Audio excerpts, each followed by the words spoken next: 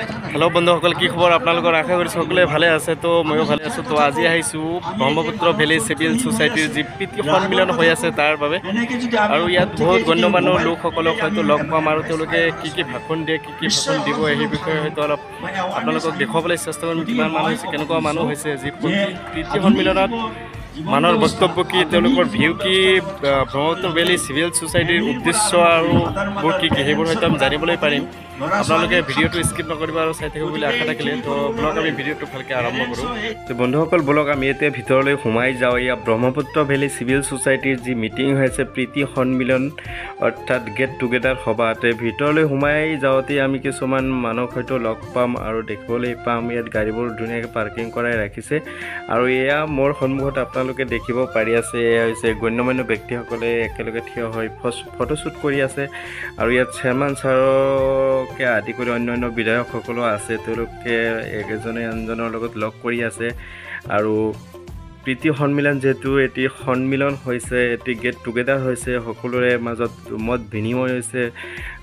দেখা হৈছে কথোপকথনত ব্যস্ত আৰু অন্যান্য সকলো ইয়াত আছে তো বন্ধুসকল মোৰ লগত আছিলে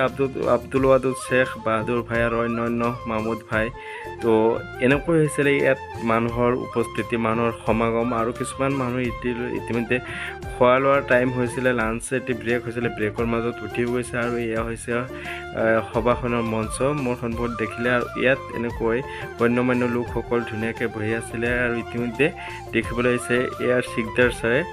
ব্ৰহ্মপুত্ৰ চিভিল সোসাইটিৰ যি সভা হৈ আছে তাৰ উদ্দেশ্যসমূহ বা তেওঁৰ কৰ্মৰাজিসমূহ ব্যাখ্যা কৰি আছে আৰু কথা বতৰাত ব্যস্ত আৰু এয়া লোকসকল গণ্যমান্য ব্যক্তিসকল ইয়াত বহি ভাষণবোৰ শুনি আছে দেখি আছে আৰু আমি লগ পালোঁ আমাৰ চেঙা সমষ্টিৰ বিধায়ক আস্তাবুল হুছেইন ডাঙৰীয়া তেওঁ বহি আছে মহিজুদ্দিন ভাইৰ লগত আৰু কথোপকথনত ব্যস্ত আৰু মত বিনিময় কৰি আছে আৰু ইফালে মিটিং চলিও আছে মিটিঙৰ মাজতে আব্দুল ৱাদুদ শেখে কি ভাষণ দিলে শুনো আহক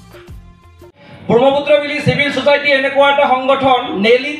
স্কুল স্থাপনৰ জৰিয়তে অলৰেডি এটা ফেইথ মানুহৰ মাজত গঠন কৰিছে সেই ফেইথৰ কণ্টিনিউৱাছ প্ৰচেছটো লাগিব যে ইয়াত পইচা দিলে এটা অপব্যৱহাৰ নহয় যি নেলিত উদিত নেলি বুলি আৰম্ভ হৈছে যি নেলিত ল'ৰা ছোৱালী ইতিমধ্যে মাধ্যমিক উচ্চতৰ মাধ্যমিক পাছ কৰিবলৈ আৰম্ভ কৰিছে এতিয়া কথাটো হ'ল এই পইচাখিনি কেনেকৈ আহিব মাটি কিনিব লাগিব ইমান ডাঙৰ হল কমিউনিটি হল এপিএসসি ইউপিএসসি সব লাগিব এটা থিওৰি আছে প্লিজাৰ অফ ইমাজিনেশ্যন আমি যদি